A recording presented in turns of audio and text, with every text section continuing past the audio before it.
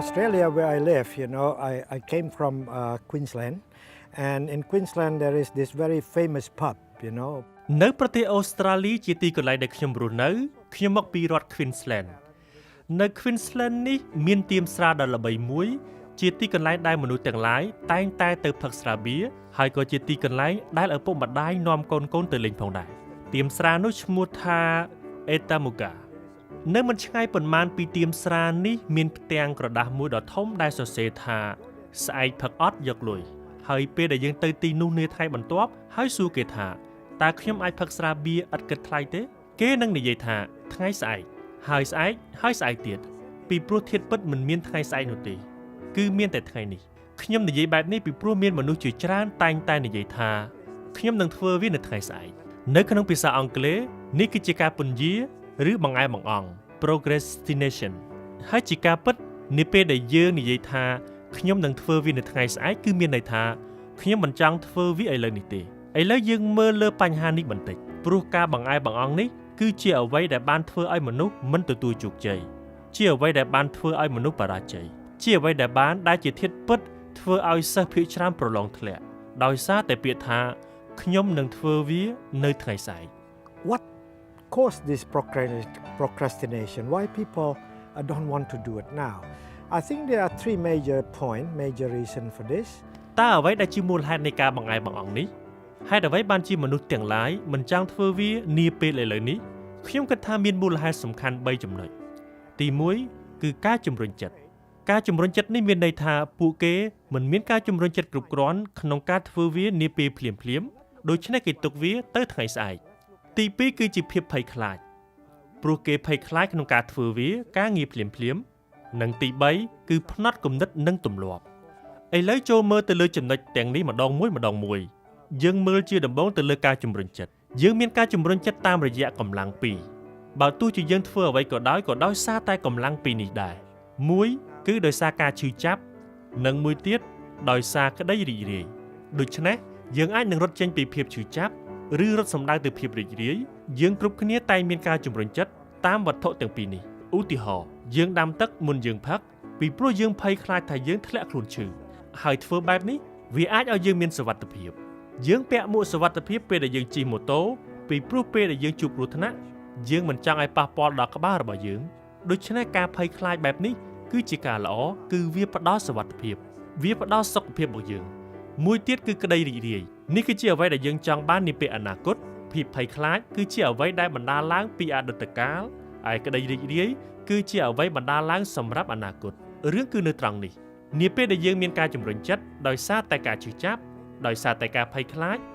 យើងនឹងធ្វើអ្វីមួយលុះត្រាតែមានការឈឺចាប់នៅពីមុខយើងហើយបើគ្មានការឈឺចាប់នៅពីមុខទេយើងមិនធ្វើវាទេឧទាហរណ៍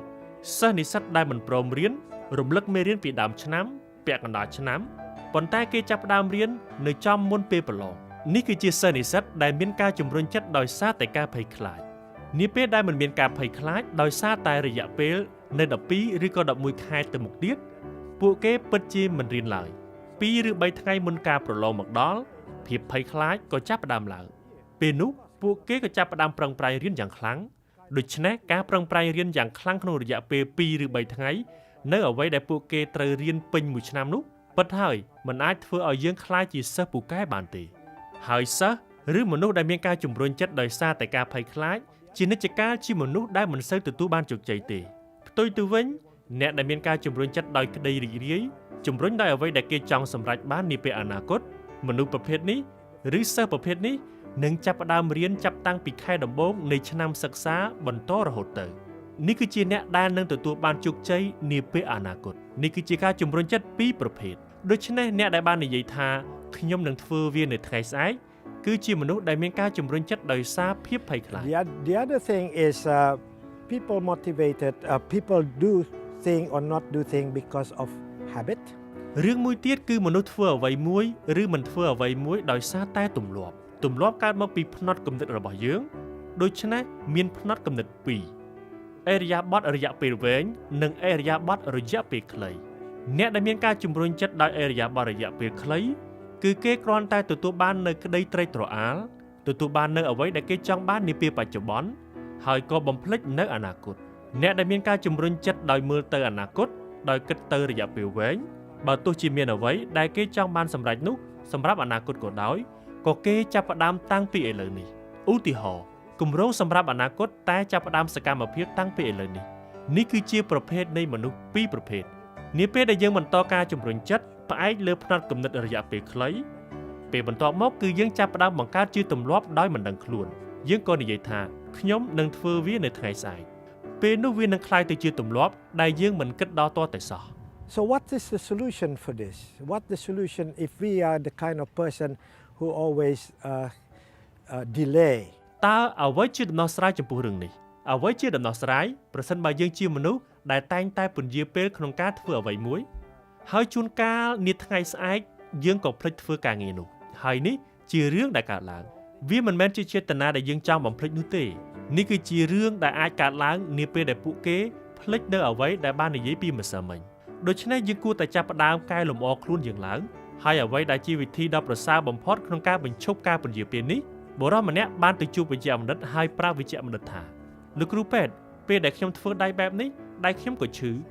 តើខ្ញុំត្រូវធ្វើយ៉ាងដូចម្តេចវិជ្ជបណ្ឌិតក៏ប្រាប់ថាអញ្ចឹងកុំធ្វើវាទៅហើយក៏ដូចគ្នានេះដែរចំពោះអ្នកដែលចូលចិត្តធ្វើការពន្យាទៅពេលក្រោយនោះគឺឈប់ពន្យាពេលឬបង្អែបង្អង់នោះជាវិធីដ៏ល្អបំផុតហើយតែជួនកាលវាលំបាកណាស់ដោយសារតែវាគឺជាទម្លាប់ My advice is whenever you want to do something just do it whatever it is just do it ដំបូន្មានរបស់ខ្ញុំគឺថានាពេលដែលយើងធ្វើរឿងអ្វីមួយចូលគ្រាន់តែចាប់ផ្ដើមធ្វើវាទៅមិនថាអ្វីក៏ដោយគឺគ្រាន់តែធ្វើទៅចូលកុំនិយាយថាខ្ញុំនឹងធ្វើវានៅថ្ងៃស្អែក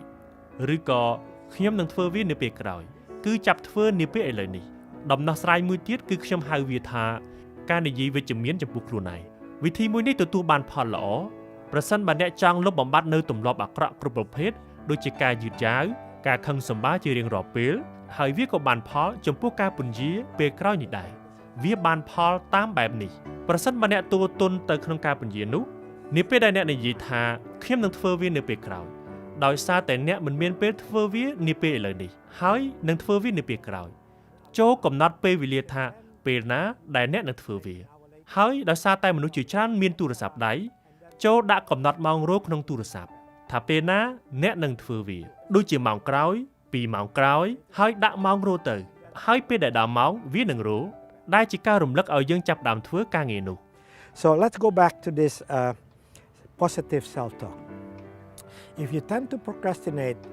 in the morning, when you wake up in the morning, go to the bathroom and look at the mirror in your bathroom and then you say to yourself ឥឡូវត្រឡប់មកមើលការនិយាយវិជ្ជមានចំពោះខ្លួនឯងវិញម្ដងប្រសិនបើអ្នកទូទន់ទៅក្នុងការពន្យានោះនាពេលដែលអ្នកក្រោកឡើងពីដំណេកពេលព្រឹកចូលទៅបន្ទប់ទឹកហើយសម្លឹងទៅក្នុងកញ្ចក់នៅក្នុងបន្ទប់ទឹកនោះរួចនិយាយថាខ្ញុំតែងតែធ្វើការងារទាំងឡាយភ្លាមហើយមិនចាំបាច់ខ្វល់ថាតើអ្នកជឿឬមិនជឿទេអ្នកនិយាយបែបនេះ20ដង30ដងក្នុងមួយថ្ងៃមិនចាំបាច់និយាយជាសាធារណៈឲ្យគេឮនោះទេនិយាយចំពោះខ្លួនយើងនៅក្នុងពោះរបស់យើងខ្ញុំតែងតែធ្វើការងារទាំងឡាយភ្លាមប្រសិនបើយើងធ្វើបែបនេះលើសពី1ខែខួរក្បាលរបស់យើងនឹងផ្លាស់ប្ដូរតំណភ្ជាប់ប្រព័ន្ធសរសៃប្រសាទនៃខួរក្បាលរបស់យើងផ្លាស់ប្ដូរដូច្នេះបន្ទាប់ពី1ខែក្រោយមកវានឹងមានការលំបាកនាពេលដែលយើងនិយាយថាខ្ញុំនឹងធ្វើវានាពេលក្រោយខ្ញុំនឹងធ្វើវានៅថ្ងៃស្អែកវាសំខាន់សម្រាប់យើងនៅក្នុងការធ្វើបែបនេះពីព្រោះមានឱកាសច្រើនណាស់ដែលបានរំលងហួសដោយសារតែពាក្យខ្ញុំនឹងធ្វើវានៅថ្ងៃស្អែកចូលស្រមៃថា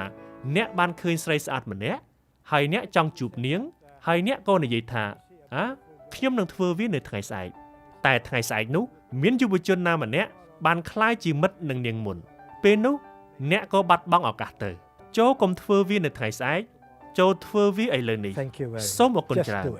ចូលធ្វើវាទៅ